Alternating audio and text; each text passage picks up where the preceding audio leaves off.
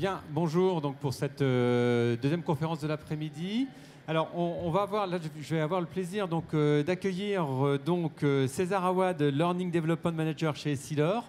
Bonjour. Voilà, ainsi que Alexandre Lec, CEO de EdTech et du Factory. Bonjour, exactement. Alors déjà, bravo pour le nom EdTech. Franchement, il fallait faire E-D-T-A-K-E. On a beaucoup réfléchi. Vous avez beaucoup réfléchi. C'est arrivé un soir dans la douche. C'est une bonne idée et vous allez nous parler d'une expérience, moi je trouve très, très intéressante. Si j'ai bien compris, c'est la mise en œuvre d'une marketplace pour la mise en relation d'experts EdTech, justement, et de clients qui ont besoin, finalement, qui recherchent partout ces experts. Juste pour l'introduction, moi je sais que j'interviens pas dans des entreprises de formation et souvent les gens me disent mais on ne sait pas qui contacter, on ne sait pas vers qui se tourner pour retrouver différents experts dans différents domaines autour de ce sujet extrêmement vaste. Eh bien, c'est fini. Voilà. Aujourd'hui, il y a une grâce solution. à EdTech, eh bien, vous allez nous parler un peu de votre expérience et je vous laisse tout de suite la parole. Je te laisse te présenter pour commencer. Bonjour à tous, donc César Awad. Alors, je suis L&D Manager chez Essilor. Aujourd'hui, donc moi principalement dans ma fonction, une grosse partie de ma fonction est liée au digital learning aujourd'hui, avec principalement la transformation de nos solutions de formation. On travaille en ce moment sur une migration de nos plateformes de formation avec des enjeux qui sont assez importants sur un grand volume de contenu en fait. Et c'est vraiment cette transformation-là et ces changements à effectuer sur un certain nombre de contenus qui nous ont amenés effectivement avec Alexandre à travailler ensemble là-dessus. Et donc moi c'est Alexandre Lec, je suis le CEO d'EdTech et également, donc, comme on le disait, le CEO d'EduFactory qu'on va présenter très rapidement. Le but évidemment de la conférence ici, c'est de présenter la solution, mais surtout de faire un retour d'expérience avec un de nos clients bêta-testeurs, notre favori, on ne va pas dire notre favori s'il y en a d'autres dans la salle, mais qui a décidé de monter sur scène avec nous, et donc c'est Essilor. Alors, simplement quelques mots rapidement sur Essilor. Donc, au niveau de notre mission, améliorer donc la vue pour améliorer la vie. Aujourd'hui, ce qu'il faut savoir, c'est que, bon, je vais simplement synthétiser, mais globalement, il y a énormément de besoins en fait en sentier visuel dans le monde. Et nous, ce qu'on fait, c'est qu'on met en place un certain nombre d'actions afin de contribuer au mieux voir et à trouver des solutions qui vont être des solutions optiques dans différents pays avec différents modèles. Donc, c'est vraiment notre cœur de métier.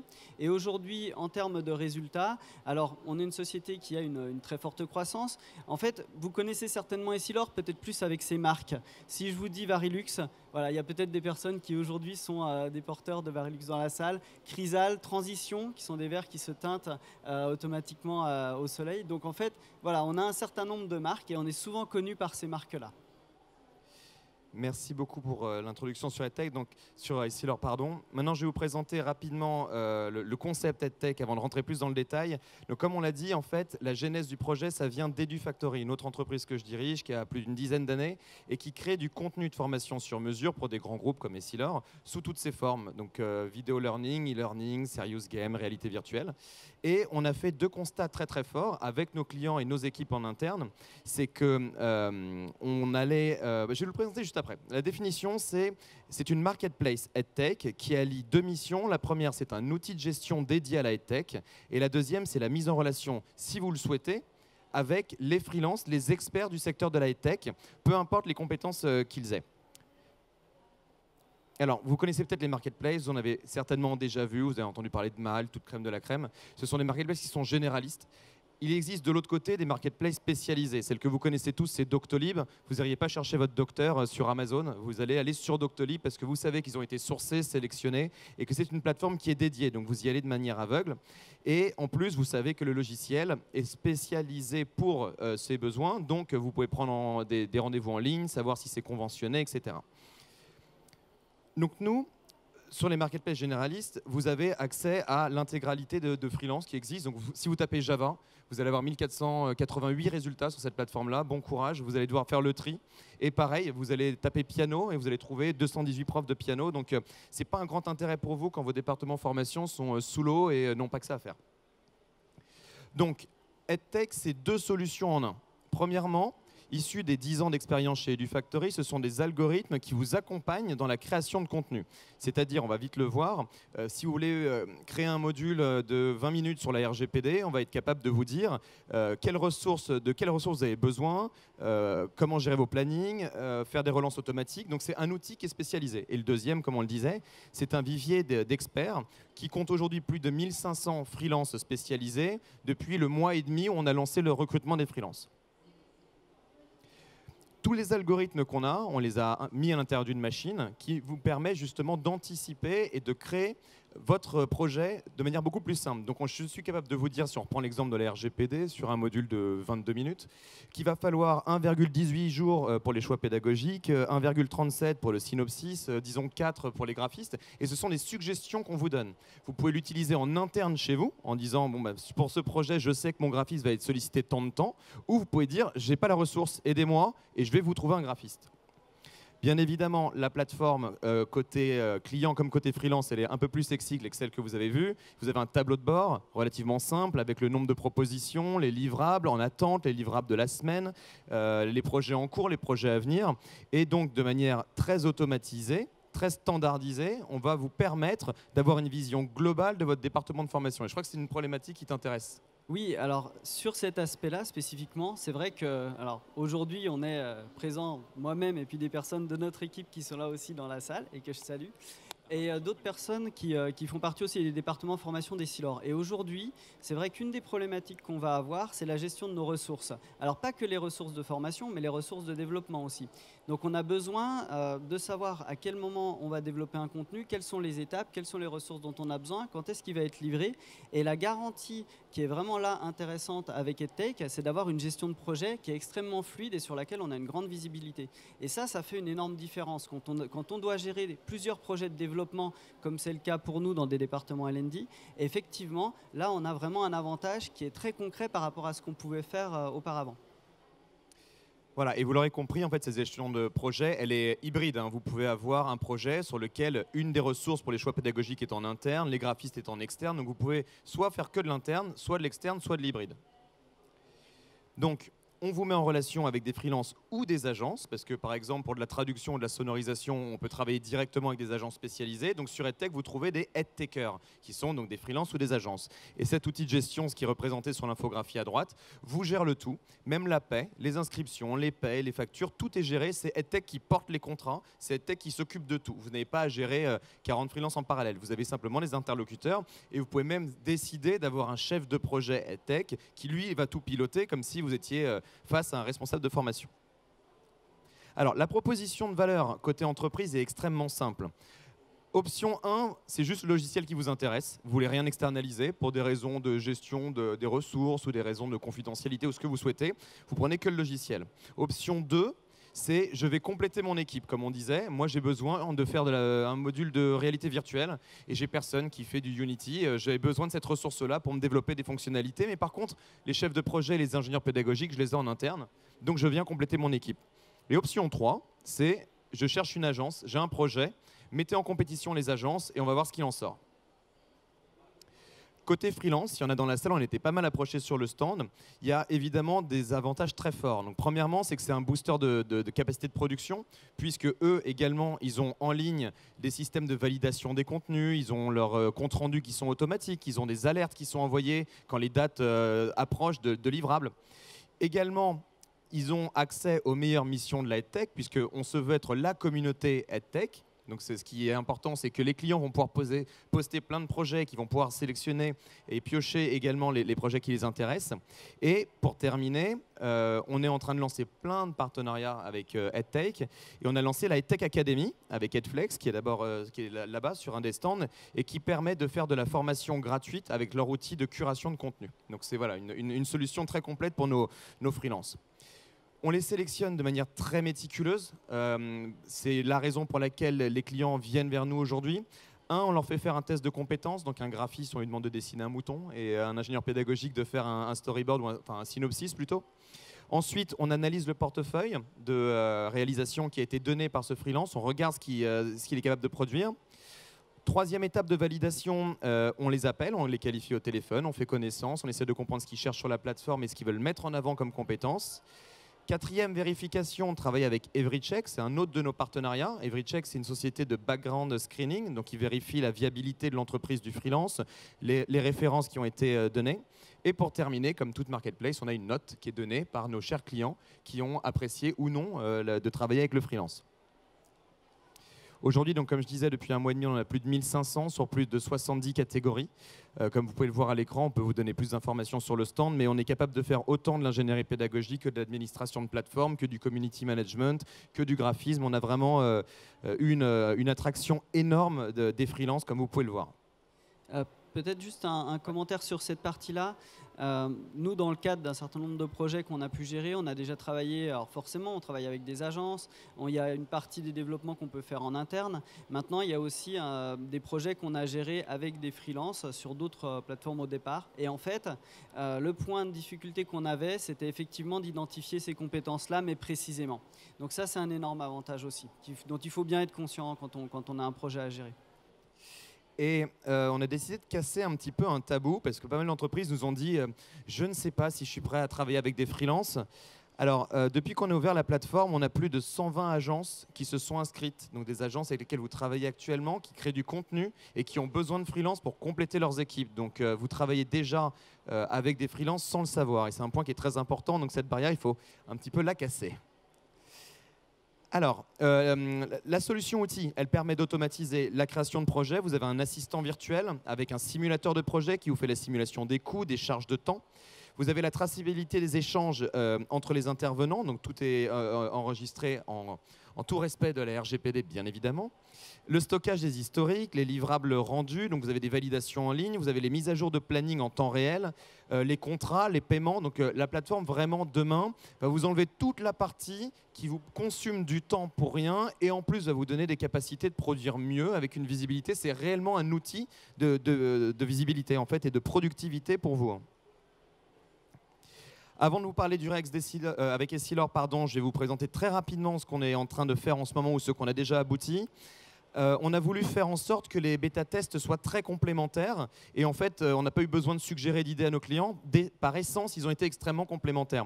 Avec Assystem, on a fait donc un projet d'ingénierie pédagogique où on nous a demandé sur un module RGPD qu'il fallait livrer en 10 jours de faire tout le storyboard et les graphismes et on l'a fait en 72 heures.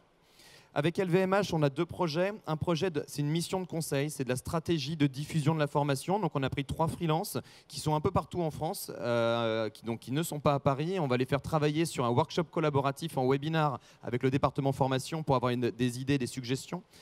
On fait également un module de mobile learning. Donc là, on travaille avec un ingénieur pédagogique qui travaille sur un outil auteur du client. Avec Alstom, on fait un travail également de création de contenu, mais là, ce n'est que de l'exécution sur un outil LMS PC. Et avec Alten, on a voulu pousser un petit peu, on est en train de faire de la réalité virtuelle. Maintenant, place au Rex Essilor. Qu'est-ce qu'on a fait avec Essilor? Alors, donc, pour résumer, comme je vous le disais en fait au début, on est aujourd'hui sur une migration de contenu d'une plateforme à une autre. Donc on a un certain nombre de contenus qu'on va devoir récupérer, rebasculer sur une nouvelle plateforme et parfois avec un certain nombre de modifications parce qu'en fait, on est sur des contenus qui sont soit des contenus scormés, des vidéos, différents types de formats et on a un certain nombre de contenus sur lesquels il va falloir soit par exemple réduire la taille des contenus pour qu'ils soient plus facilement utilisables sur la nouvelle plateforme, soit modifier par exemple des quiz, enfin vraiment différentes choses qu'on peut avoir à faire. Donc, pardon, là ce qui était très intéressant, c'est qu'on n'est pas du tout sur de la création de contenu, on est sur de l'admin du tech, et c'était ce qui était intéressant, c'est de compléter avec est-ce qu'on est capable de les aider sur une migration de plateforme. Voilà, donc en fait sur cette migration de contenu, principalement, on va avoir des problématiques du type de celles qu'on est en train de présenter, avec des modules qui sont par exemple de 600 MO qu'on va vouloir basculer sur une taille inférieure pour pouvoir les porter sur une nouvelle plateforme qui soit plus facile à lire, que ça consomme aussi moins de réseau. Et donc ça, c'est vraiment le travail technique après, c'est de regarder comment on peut faire cette migration, cette modification du contenu sans faire un redesign complet. Avec en fait une volonté globale. Le projet global aurait été de traduire 50 contenus. Donc c'est 50 package SCORM pour le faire en rapide, avec l'incertitude de savoir ce qu'on trouverait dedans. Alors un point important, donc l'équipe EdTech nous a énormément aidé aussi dans la sélection du freelance qui travaille avec nous, donc qui est Mathieu, qui est passionné lui par le secteur des EdTech, qui a 9 ans d'expérience et donc en développement back-end et dont 3 en administration LMS. Exactement. Le travail d'EdTech, évidemment, comme on l'a montré, c'est surtout pas de vous plonger dans un océan de compétences, enfin de freelance. C'est de faire une présélection pour vous et de vous les proposer. Et ensuite, vous allez sélectionner en fonction de votre besoin, en fonction du projet. Et donc là, on a sélectionné ensemble avec César Mathieu M. Alors, sur le premier POC, je pense que là, on a module. fait fort. Donc, l'idée, c'était d'avoir un premier module test pour évaluer effectivement la durée du projet pour un module. Donc, on a échangé, nous, le 29 janvier, donc, sur la recherche, la proposition du freelance. On a validé le profil donc, dans la foulée. Et en fait, on a partagé un contenu ensemble très très rapidement parce que nous, on avait déjà des contenus qui étaient disponibles. Et dans la soirée, on a eu déjà une première proposition qu'on a pu valider. Alors pourquoi est-ce que ça va si vite? C'est parce que, comme on le disait, on n'a pas fait de redesign du contenu. Par contre, on a fait des modifications de façon à alléger en fait ce contenu. L'énorme avantage pour nous, c'est qu'on est sur des deadlines qui sont assez serrées parce qu'on a beaucoup de contenu à transférer et on est sur une migration qui doit se faire assez rapidement parce que nous, on a donc en interne, je dirais, ces deadlines-là. Et on n'avait pas le temps réellement de pouvoir demander, je dirais, à différents fournisseurs d'évaluer en fait ce que ça représentait. Donc, on est allé très vite ensemble avec EdTech pour pouvoir aboutir à ce résultat-là. Et donc, le soir, en gros, du 29, on avait déjà le contenu qui était prêt. Donc là, je vous laisse imaginer, le gain de temps, 2, réellement le résultat aussi qui était réellement aussi qualitatif que ce qu'on avait besoin. Et donc, pour nous, ça, c'est vraiment une innovation parce qu'à un moment donné, ça nous a permis de gagner énormément en efficacité sur ce POC-là. Voilà, ce qui est important, c'est que dans les algorithmes de recherche et de matchmaking des freelances ou des agences, le temps est quelque chose d'important. Mais ça ne veut pas forcément dire que c'est dans l'urgence. Avec un système, on a eu le même sujet. C'était dans l'urgence. On a validé les freelances qui étaient disponibles samedi et dimanche. Peut-être qu'en fait, ils étaient en vacances lundi, mardi, mais on avait besoin de quelqu'un qui travaillait samedi et dimanche. Ça peut être à l'envers. Vous avez un projet qui vient, vous savez que c'est le mois prochain, qui sera disponible dans un mois. Ça marche dans tous les sens. Alors pour la suite, donc ce sur quoi on travaille maintenant, c'est la migration des autres contenus qu'on a. Donc on est vraiment, une fois que le POC a été fait, ça permet déjà d'avoir une idée de ce que ça représente pour un projet. Et puis maintenant, donc, on avance sur les 49 autres qu'on a, avec l'idée de se faire une migration qui va être en 48 heures avec des intégrations plateformes qui sont réalisées. Donc ça, c'est je dirais le challenge qu'on a. Donc après, sur le timing, on est vraiment en train de travailler dessus avec notre équipe. Donc c'est pour ça, c'est un retour d'expérience qui pour vous est intéressant parce qu'on est vraiment en live. Et donc on a vraiment lancé la mission. Maintenant, ce sur quoi on travaille, c'est la livraison des contenus et donc après l'intégration sur la nouvelle plateforme. Sur un timing qui est un timing extrêmement réduit, comme vous pouvez le voir. Maintenant, comme on le disait au départ, on ne fait pas de redesign sur ce timing-là. On est vraiment en train de faire déjà une compression et puis un transfert après des contenus.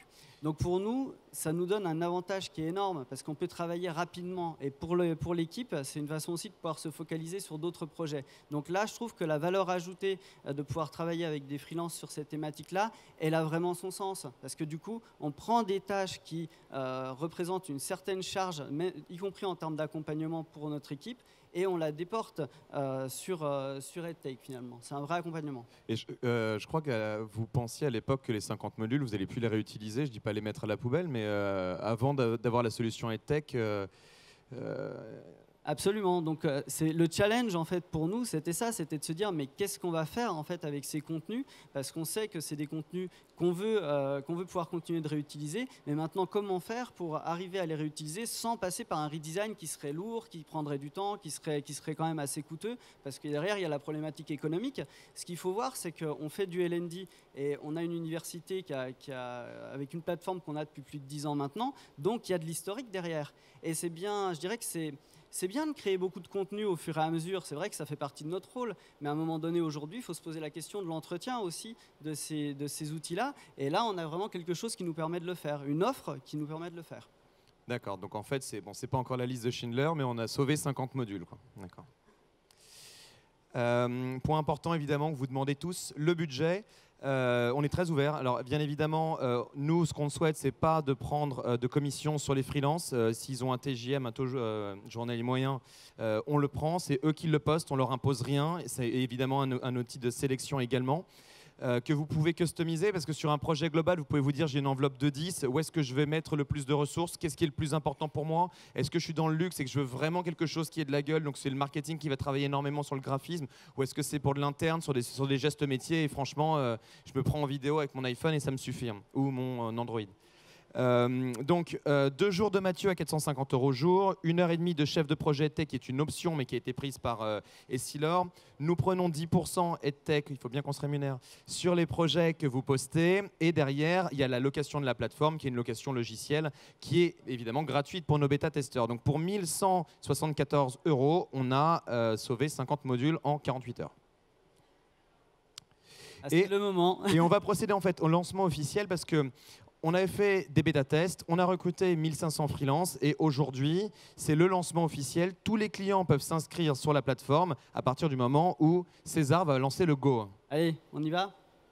Go? Vas-y. C'est parti. C'est parti. Standing ovation. Voilà. La plateforme est désormais en ligne. Vous pouvez aller vous connecter sur edtech.com et poster tous vos projets. Place aux questions maintenant. Si vous avez des questions. Merci. Alors, y a-t-il une question, une première question? N'ayez pas peur. Alors moi, je vais vous en poser une. Ah, allez-y. Bon, je pense qu'on a bien compris le principe. Oui. On est plutôt sur une marketplace, sur des projets, sur des aspects plutôt techniques, on va dire, des projets. Est-ce que vous avez dans l'idée d'élargir demain la cible? Parce que je pense par exemple au tutorat. Aujourd'hui, il y a beaucoup de dispositifs de formation sur lesquels le client peut rechercher ponctuellement des tuteurs, de l'accompagnement. Et ce n'est pas tout à fait le même métier que le métier de formateur. Et quand je vois votre plateforme, on pourrait imaginer qu'en termes d'extension, il y a pas mal de potentiel pour aller un peu plus loin. Alors, on y a pensé. Alors, on est sur la technique et sur l'ingénierie pédagogique, hein. On a aujourd'hui 155, je vois là, ingénieurs pédagogiques français. Pour l'instant, on n'est qu'en France. La majorité est en France. On va ouvrir à tous les pays d'Europe très rapidement. Donc, toute la partie ingénierie est aussi traitée là. Et ce que vous voyez en face-to-face training, ce sont les tuteurs et les formateurs. Donc, on a déjà aujourd'hui 145 formateurs qui, après, rendent d'autres compétences. Donc là, c'est la compétence mère. Je suis formateur présentiel. Est-ce que je suis tuteur? Est-ce que je fais des jeux en présentiel? Est-ce que je sais manipuler? Donc, ça, c'est juste le point d'entrée. Et après, derrière, on met des compétences supplémentaires pour redéfinir évidemment ce qu'on fait. Donc oui, on y a pensé, on est déjà dessus. Ouais, c'est nos limites, quoi. C'est nos limites. C'est nos limites. Une question après la première que je viens de lancer, une dernière, parce que je ne sais pas combien de temps il reste là. 20 secondes. Il nous reste 20 secondes. Allez, le sujet est quand même assez intéressant, c'est assez innovant, c'est assez, oui, c'est nouveau sur le marché. Je trouve que ça interpelle quand même. On est les seuls sur le marché. Si quelqu'un a une question de 6 secondes. Ah, allez. Challenge. Si vous vous devriez vous différencier par rapport à des plateformes comme graphist.com, 404works, etc., quelle serait un petit peu votre différenciation par rapport à d'autres plateformes? Alors, c'est une très bonne question. Aujourd'hui, comme on présentait initialement, il y a pas mal de plateformes généralistes qui ne font que de l'intermédiation. Donc sur 404works, comme sur la plateforme qu'on a montrée là juste avant, vous êtes seul face à la recherche des personnes qui ne sont pas testées, hein. On s'est inscrit dessus, on a mis nom, prénom, on peut mettre les compétences qu'on veut, les expériences qu'on veut, vous ne serez pas testé. Donc vous n'avez aucune garantie de l'efficacité de la personne qui est en face et vous n'êtes pas accompagné. Donc il n'y a pas d'outil de gestion. Tout ce qu'on vous a présenté sur la gestion des plannings, la gestion des comptes rendus, des alertes, etc. n'existe pas. On vous met en relation avec quelqu'un qui n'a pas été testé. Donc la différence pour nous est énorme parce que je pense qu'aujourd'hui les clients, et je vais passer le micro à César, n'iraient pas chercher un ingénieur pédagogique pour en 48 heures aller faire quelque chose sur 404works. Oui, alors je pense que ça, c'est effectivement une différence. Nous, on a déjà utilisé un certain nombre de plateformes sur lesquelles effectivement des freelances sont disponibles. La grande difficulté, c'est d'évaluer le travail. Alors aujourd'hui, il y en a beaucoup qui mettent par exemple des démos. Après, c'est toujours un peu subtil parce qu'effectivement, sur un projet où on a un critère d'urgence, ce qui nous aussi a été le cas, on sait que derrière, on ne va pas forcément avoir énormément d'opportunités. Si jamais ça ne marche pas, comment est-ce qu'on fait? Et puis en plus, on est en direct aussi avec la personne. Alors que là, on a aussi EdTech qui sert d'intermédiaire dans certains cas. Donc je trouve que ça, c'est un critère qui fait une différence peut-être par rapport à d'autres plateformes sur lesquelles on a pu travailler. Voilà, je pense qu'on va conclure sur ces derniers mots. Longue vie à EdTech. J'espère que ça va bien fonctionner pour vous et bravo pour cette initiative. Et n'hésitez pas à venir nous voir, on est en stand B36.